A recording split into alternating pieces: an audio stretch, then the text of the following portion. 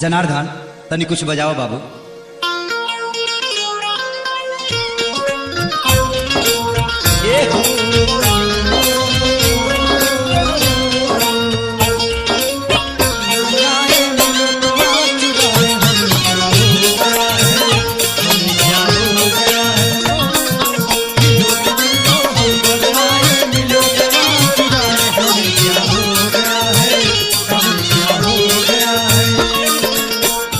ए अम्मा जी का कहता रू ए बबुआ बो तनी अपना बेटा से कह दी हम नैहर में केहू से प्यार करी ले, हमरा के वहाँ के जाए देती तो बड़ा अच्छा होत ना। अगर हम जाइब ना तो केहू के जान चल जाई हमरा चलते।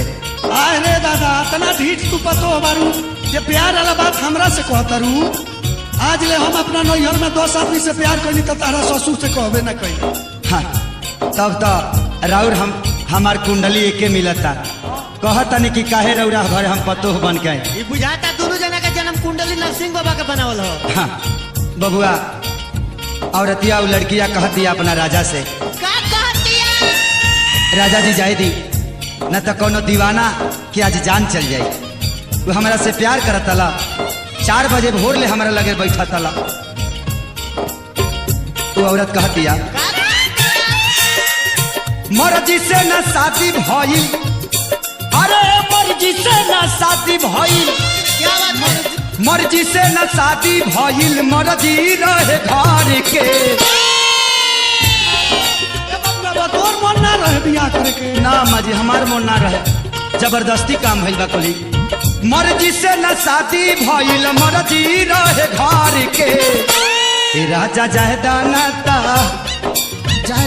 ए राजा जाहदाना ता मर जाई दीवाना नहीं हार के है।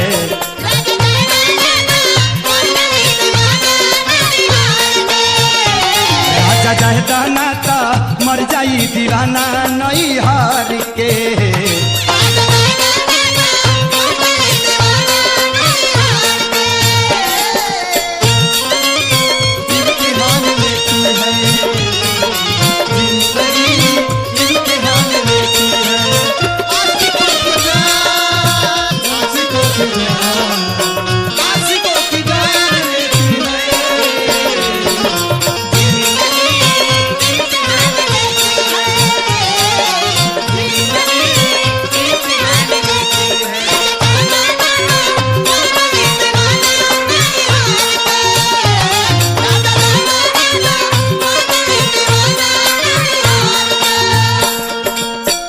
अर्जुन लड़किया कहतिया हमारो तो मिलल बाटे मन ओकर मन से,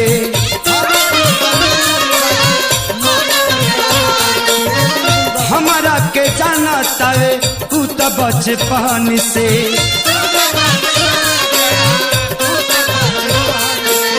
ए बबुआ बो तोरा के बचपन से उ जानत रहे? बचपन में हमारा के हुफिया मिठाई खियावत तला। अब तो ते लड़काइया से उनका से प्रेम कइले बारे का रे? हाँ बरुआ जवानी में 10 कनी हम बचपन से करे के चाहिए। अरे बबुआ बो हम तो पूरा सियान भइनी तो प्यार कइनी। अच्छा सियान भनी तो प्यार खैनी। हमारो तो मिलल बाटे मन ओकर मन से,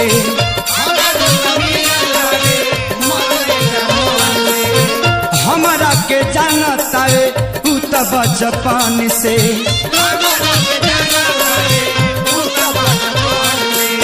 रखनी मर्यादा हम तो, रखनी मर्यादा हम तो, रखनी मर्यादा हम तो बाबूजी के डर से। अरे रखनी मर्यादा हम तो बाबूजी के डर के।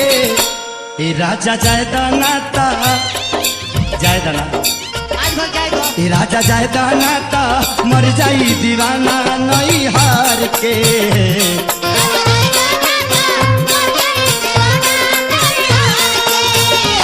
राजा जायदाना ता मर जाई दीवाना नहीं हार